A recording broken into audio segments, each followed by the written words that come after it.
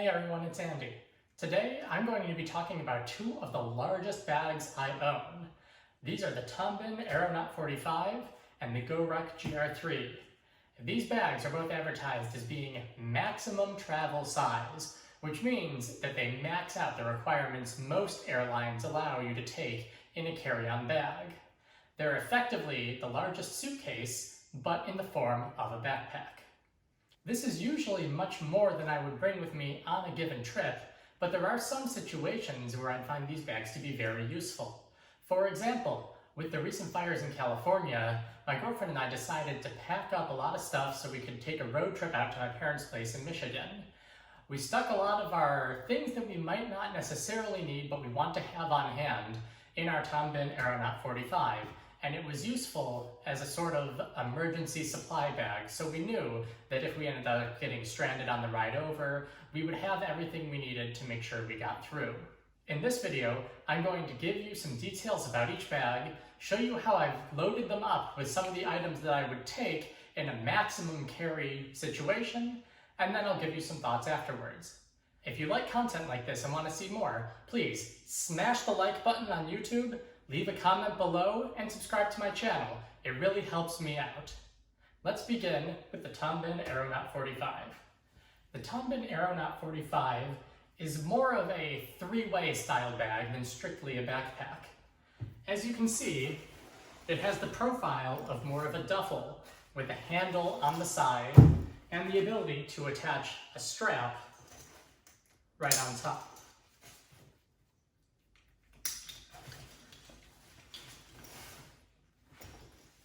In addition to these duffel features though, the bag also has some stowawayable backpack straps and the ability to add a hip belt.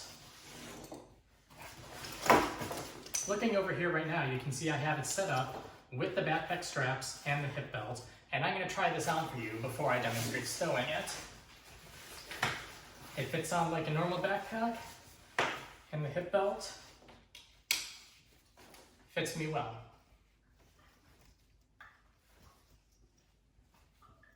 Now, let's demonstrate stowing these straps away inside the bag.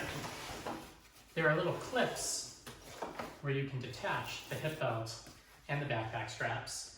And if you don't want to use the hip belt, you can put the backpack straps right in there. And then the straps just fit in right back here. There's a little handle here in case you might want to hang it with the straps open. And then you can zip that up so they're totally gone, and you can use this either in the overhead bin without exposing the straps to dangle, or if you wanted to carry it in the duffel modes. Right. You've seen the back of the bag where we attach and can stow away the backpack straps. Looking over at the side, these are each identical. They have these handles that I mentioned earlier, as well as a slash pocket where you can stick flatter items that goes all the way down to the bottom of the bag. You get the same on one side as you do on the other, with the handle and the pocket being identical. Looking at the bottom of the bag, it's all flat. There's pretty much nothing here. The top has this carry-on handle, as well as these shoulder strap attachments, and this snaps open if you want to separate this for some reason, hold it in two.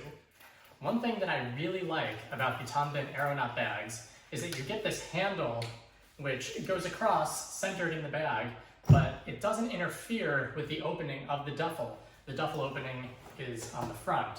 So I can carry this around, having these attached, and never really unstrap this unless I have some reason, maybe I want to stow something underneath, but it doesn't at all interfere with me getting inside the bag.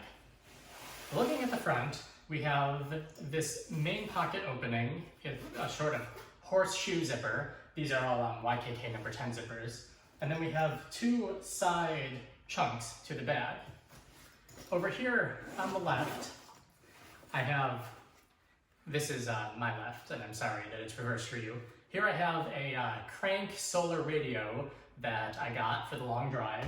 My mom actually got me for that a while ago, but it's useful to have in situations where you might be in an emergency. I also have this down jacket, a first aid kit, and my Tom Bihn sidekick that I have packed up with some useful things. On this side, you can see it's a large opening. You can fit a lot of stuff. I had all of these in here. Looking over at the other side now, I have, this is a Camelback chute, the 40-ounce size, and it's just wrapped in saran wrap because we wanted to make sure that nothing would happen with it in the bag. I have this additional jacket. This is a Columbia Omni Heat jacket, very comfortable. And that's it for this side. Once more, an equal compartment to what we have over here. Now let's take a look in the main compartment.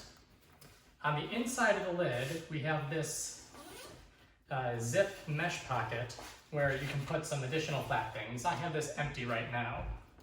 On newer versions of the bag, there's actually a little loop handle here, like we saw on the other side, but mine is one version outdated. Over here, we have, I'm just gonna move these out of the way, gloves and a winter hat. And there are some compression straps that I've attached. It comes with these. I got a Peak Design packing cube with clothing, a second one where I would keep socks and underwear, this wool blanket because sometimes it gets cold at night, and a roll of toilet paper because you really don't want to be stuck without that. Looking at the inside of the bag, we have some attachments where you can use these gatekeeper clip attached expansion or contraction straps. And we also have these zippers on the left and the right. And what you can actually do is you can zip this divider in between the side pocket so that it can go either more room for the center pocket, in this case I have this one unzipped, or more room for the side pocket, in this case I have this one zipped. And this is what allowed me to fit this long wool blanket in the compartment that was normally just a 12 foot by 12 foot square shape. And these are really easy to zip and unzip. It's just a zip like that. Throughout the bag, we also have a lot of these O-rings that Tom Bihn uses. This will let you attach certain items like their organizer pouches. Now, my version of the Aeronaut 45 is in the 400D halcyon exterior with the 200D halcyon interior. It also comes in a 1050D ballistic nylon exterior or a 525D ballistic nylon. This, I like the halcyon material because it's a bit lighter than the others, weighing at about 2 pounds and 7 ounces, with the heaviest version all the way up to 3 pounds and 1 ounce. The dimensions of this bag all filled up are 21.1 inches on the length, 14 inches on the width, and 9.1 inches on the height. So just around that 22-14-9 number that many airlines like. The bag comes with the compression straps I showed you, but the hip belt, absolute shoulder strap, and a frame sheet are all available at an additional cost. Now I'm going to talk about the Goruck Gr3. The Goruck Gr3 45-liter bag is the largest offering that Goruck has. It's really intended as a maximum travel carry-on bag. Jason, the founder of Goruck, says that if you only have 10 minutes to pack everything you need for a trip, this is the bag to do it in. Taking a look at the front of the bag, we have some of Goruck's signature design elements. Over here, we have the 2x3 morale patch field of Velcro, as well as their large slash pocket. This one goes all the way down to base the bag, but not at all above the zipper. You can get the bag in its normal configuration, which would have some rows of MOLLE for attachment on the front, or they also sold it in a slick design, this one, that doesn't have that. Looking at the side of the bag, we have some compression straps. These are, traditional clips and pull style. We have one at the bottom, one at the top, and then one of the Goruck handles here on the side. The same setup is on the other side of the bag, the handle here, and the 2 compression straps. Going around to the back of the bag, We have Goruck's signature beefy shoulder straps with the MOLLE loops down each one, as well as their traditional bomb-proof laptop compartment. This is the angle access, and it goes all the way down to about here, so you got a nice false bottom. Included with the bag is this large padded hip belt, and that attaches right in here. When putting in the bag, there's a bit of a Velcro hook here that matches up with some loop there, so be sure to put your hand on so that it doesn't accidentally get stuck before it's centered. And then you can just slide it through.